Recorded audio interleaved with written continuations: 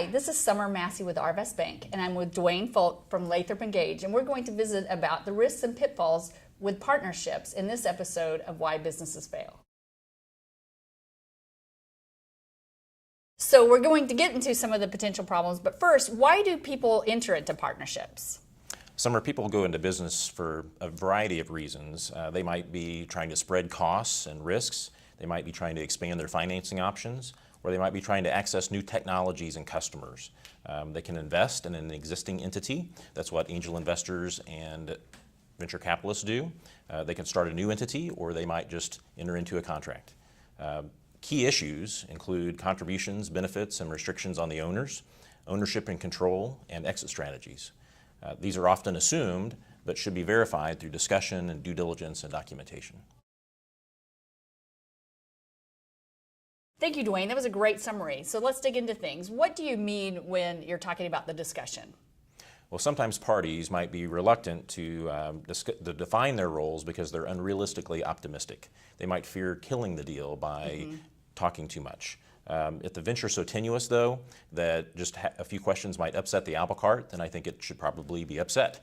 It's much better to hope for the best and plan for the worst by defining those roles, setting expectations, and hopefully avoiding future disputes in advance. I agree. I see that a lot with younger, newer entrepreneurs excited about a heavy financer or somebody with experience coming into the deal, and they're afraid to ask those questions and enter into those contracts. Absolutely. And I always say that if the parties don't understand the deal and if they can't document the deal and discuss it, then they probably can't follow it either.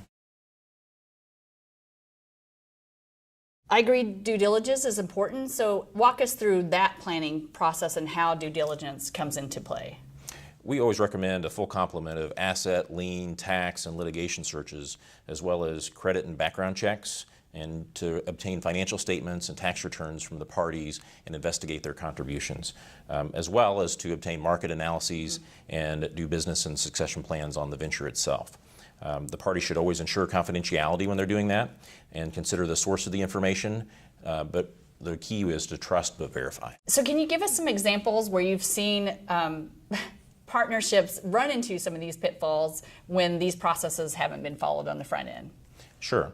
Discussion and due diligence are important to avoid mistakes in every transaction, but the most striking examples I can think of involve parties' contributions that have not been properly investigated or valued. Some of the most outrageous examples I can think of have included missing financial records that have masked hidden liabilities, a forged, resealed government permit that arrived overnight from Africa, a wire transfer from a made-up person that was held up in a fictional court in England, and even a fake cashier's check written on a real Canadian bank. Those are outrageous.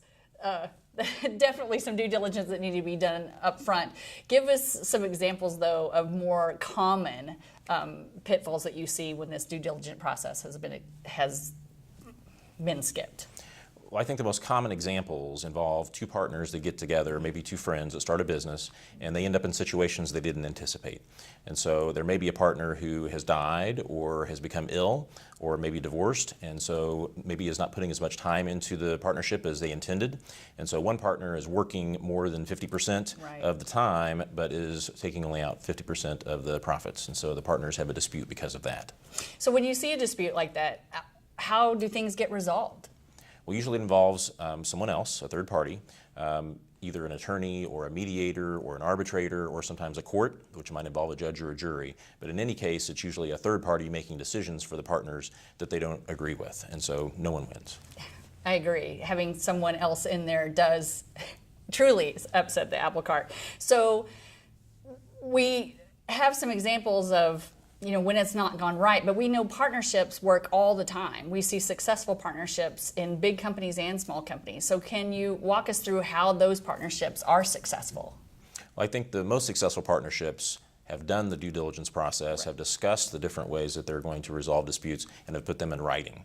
So the key is not to assume and not to just leave things oral, but to actually prepare documents based on those. That's exactly right. It's like getting ready to play a game. They've set the rules or come up with the directions how to do it. Absolutely.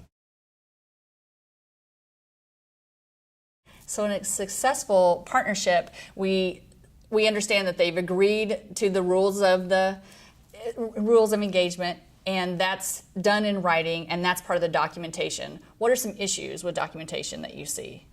Well, the first issues that come to mind involve contributions and benefits and restrictions of the parties. Contributions are what the partners put into the partnership. They can be either assets, whether it's tangible or intangible assets, such as real estate or their intellectual property. It could be services, such as their labor that they put into the partnership. But those should be valued, and the value should be set out in the documentation. The benefits that they receive, whether it's profits or losses or salary, those are usually proportionate to the contributions that they put in. So someone that puts in 50% of the money should get 50% of the profits. It stands to reason. But someone that only puts in money, a financial investor is what those are called, often get preferred treatment, usually because of the importance of that capital infusion. Owners then are sometimes restricted from what they can do. They're restricted from competing with the company, and they may be restricted from soliciting its customers or its employees. Other issues that are typically covered are ownership and control of the parties. They're usually proportionate to the value of the contributions. So if someone puts in 50% of the value, they should have 50% of the vote and 50% of the ownership, et cetera. But equal or minority owners may get approval or veto rights over certain major decisions, such as if the company is sold or if the company goes into bankruptcy or is terminated or liquidated, then it's usually a unanimous decision that's required. Those are subject to contractual deadlock provisions that might require the parties to buy each other out if they can't agree or provide for some other resolution. So we've covered some pitfalls and how those can be avoided if we're entering into the proper documentation and we're outlining everything. Let's say everything is going well, but then we decide we're tired of this partnership. We're ready to exit and break up. What are the next steps with that? Right. Exit strategies involve the sale of equity or assets or termination and liquidation of the company. Those usually require the consent of the parties. That's what the documentation provides for.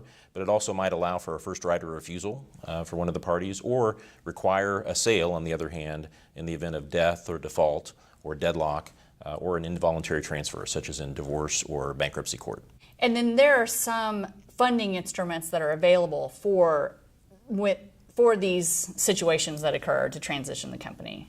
There are. The parties often buy life insurance or cross-purchase insurance on each other, and that can be combined with key man insurance for the company as well. Thank you, Dwayne. Those were great examples and very helpful for our viewers.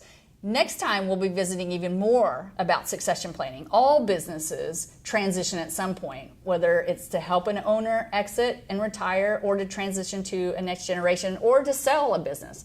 So join us next time to learn more about succession planning.